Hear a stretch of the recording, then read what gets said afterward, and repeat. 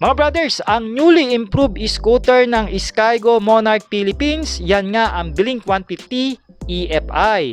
Isa nga itong compact scooter pero naka 150cc ang kanyang makina.